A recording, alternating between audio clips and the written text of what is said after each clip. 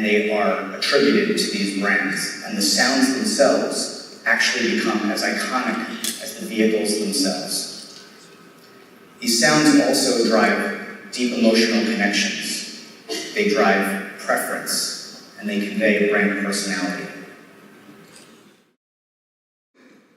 Electric vehicles, a little bit different. Can you listen for a second? Can you hear the electric vehicle?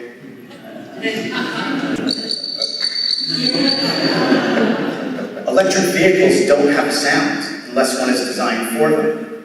This is a missed brand opportunity, but more importantly, it's a huge pedestrian safety issue. People are walking in crosswalks at the ends of driveways, they're in parking lots, and like me, they run on the side of the road, and if you don't hear it coming, you might be in trouble.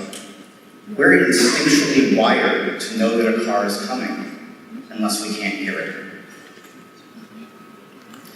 I'm Kevin Perlmutter. I'm Chief of Innovation at Man-Made Music. Next to me is Joe Sauer, SVP of Research Operations at Sentient Decision Science. And another part of our core team in the audience is Cyrus McCandless, who's VP of Scientific Discovery and Innovation at Sentient Decision Science. At Man-Made Music, we're a global sonic studio, and we create enduring and iconic music and sound for brands like AT&T, for entertainment companies like ESPN and Disney, and for products like iRobot and Nissan Electric Vehicles. At Man-Made, we put effectiveness at the forefront of creativity, and we've created an exclusive capability called Sonic Pulse Research. And we've partnered with Sentient to enhance and elevate that research capability so that we can assess music and sound at the subconscious level quantitatively on a global scale. It helps our clients make sound decisions. It also allows us to put new insights into the world about sound and music and how it affects behavior. And we use it on most of our client work to assess the creative while it's in development so that we can inform the final creative product with insight. Our challenge for Nissan was to create the new sound of their fleet of electric vehicles, a sound that was meant to be distinctive to the brand, to reflect its personality and one day become an iconic vehicle sound. But the brief was a bit more challenging than that, a bit more challenging than most of our briefs, because we create a lot of iconic sounds for brands and products. In this case, we also had to meet and exceed desired levels of pedestrian safety and awareness, guided by not only Nissan standards, but global regulations that are rolling out across 3 continents. We also wanted to honor Nissan's electric vehicle positioning, which is around zero emissions. Zero emissions, typically for them, is about air pollution, but we applied it to sound. We didn't want to add sonic trash, our word for sound that is distressful and unappealing. We didn't want to add sonic trash into the environment. So balancing all of these things was part of our creative process, and equally important is the work we did with Sentient to validate the creative work and understand differences between several options, and Joe will talk through this. Thanks, Kevin. We've been really thrilled to support or partner with Man-Made in this Sonic Pulse Research program and on this project in particular. Typically, Kevin and the team at Man-Made Music will go through several iterations of developing and refining sounds before they hand off soundscapes, essentially, to us for testing purposes. For this particular project, they gave us 2 soundscapes, distinctive sets of vehicle sounds. Those sounds, or soundscapes, included 5 sounds that cars make that play not only a role in pedestrian safety, but also in establishing the personality, if you will, of a car, like the Lamborghini and the Harley-Davidson that you heard at the outset. And our task in the project is really to quantitatively assess the impact and performance of each of these sounds from each of the two soundscapes up against their corresponding internal combustion engine sound to see if it could meet or exceed not only the safety requirements, but also the branding opportunities created. Because of the public safety implications of this research, it really introduced some complications to the research design, to the methodologies that we selected. Directional correctness is not enough when you're literally talking about people's lives. We needed to choose methodologies that were capable of isolating and quantifying true subconscious automatic response to sounds. When you're making a split-second decision to step off a curb, or walk through a parking lot, or to turn the corner, you don't have time to think about whether a sound is dangerous or welcoming. We needed to utilize research methods that captured automatic, irrepressible, split-second judgments in regards to safety and in regards to meaning. We also have to test the sounds not just in isolation, but in a full visual context. We needed to, quite literally, without a working prototype of the car, we needed to quite literally put the sounds into the car and understand what impact that would have on drivers and pedestrians. So we needed to test the sounds not just in isolation, where they might perform very well, but in the full visual context of the car that they were going into. And finally, as Kevin mentioned, we're trying to comply with safety regulations that are emerging on 3 different continents.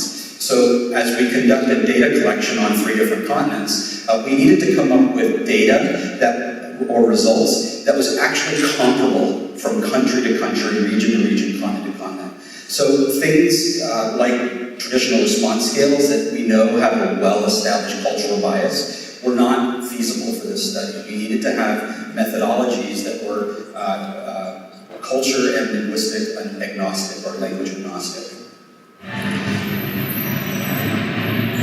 So first and foremost, for a sound to have any meaning at all, it has to be heard.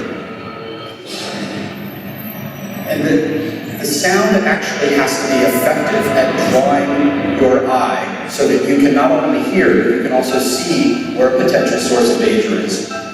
So what we did was take videos of common high-risk pedestrian areas like busy city streets and parking lots.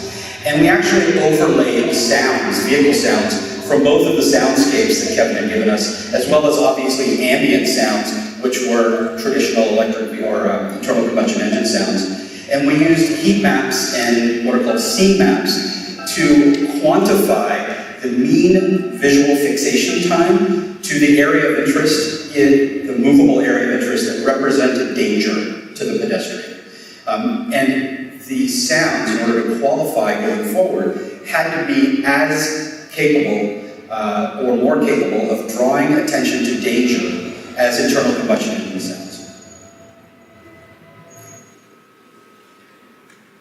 Once the sound is heard, the sound also has to have a correct meaning. And what we needed to understand was whether people were able to intuitively identify what each sound means. The methodology that we used for this particular piece of the study was response latency, or time and judgment, which gives a really good measure of the intuitive associations that a sound is triggering neurologically. And because it's a scaled response type of technique in terms of the data, we're able to not only quantify the strength of association of each sound, but also quantify the distinctiveness of that sound. It does us no good for consumers or pedestrians to be able to identify backup as backup, but if they confuse backup with acceleration, then we haven't achieved the brief in this particular case. Those 2 experiments really focused on the safety implication. The other 2 experiments that we ran focused on the branding opportunity. If you think about history is replete, if you will, with sounds that are trying to grab people's attention to create urgency, Amber Alerts, the emergency broadcast system. These are grating sounds that do a great job at getting people's attention, but also have an unintended effect of creating distress and anxiety on a subconscious level. What we wanted to find out is whether these soundscapes, these individual sounds, actually had a positive emotional appeal, triggered positive emotions in respondents, knowing that we had separate tests that would assess their effectiveness at getting attention. We also wanted to test the brand fit. So if you can identify a Harley Davidson sound as that da-da-da-da-da-da-da, can we develop a sound that has a fighting chance of becoming as iconic, where after exposure to hundreds of thousands of Nissan electric vehicles on the roads, whether you can then identify that very easily as, oh, that's an electric car. That's what an electric car sounds like.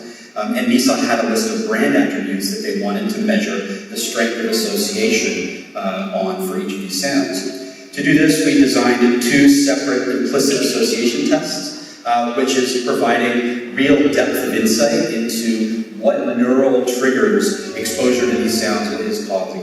What associations in the mind, in the subconscious brain, are these sounds actually triggering? We actually advanced the science. We used this project actually to push our sonic pulse research to the next level by layering synchronized manufactured sounds into a video and eye tracking that video to test, using eye tracking to test the effectiveness of sound. It sounds a little bit odd, but that's exactly what we did. We also modified our Sentient Prime implicit association platform. Those of you that have been exposed to any kind of implicit association testing knows that it's involving measured response to visual stimulus. In this case, we need measured response to auditory stimulus, and so we're the only platform, implicit platform in the world that has actually been able to change the platform to accommodate testing subconscious response to sound. And obviously we integrated data from multiple sources, both conscious data and subconscious data, to really finalize our assessment of the performance and impact of these sounds. Obviously, one of the soundscapes emerged as a winner. Nissan unveiled the winning soundscape at the 2017 Tokyo Motor Show, and in support of that they produced a short video called Canto, which is Latin for I sing, and this is what that video looked like.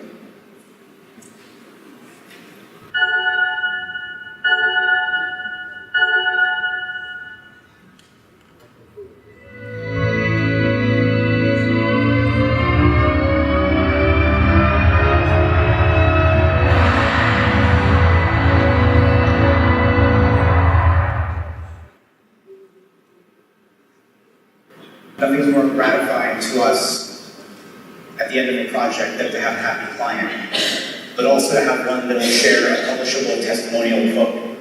But even more gratifying than that for us, for this team you see here today, is that this project pushed both man-made music and sentient decision science to innovate on the job, to create something that wasn't just an iconic sound that fit a brand's personality, but to create something that has significant impact when it comes to human safety, and also to create something that avoids noise pollution. We don't want to add noise pollution when we do our work. Sonic trash is bad.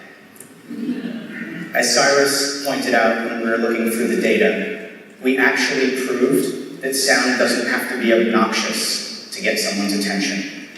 Thank you for listening. We're open to your questions.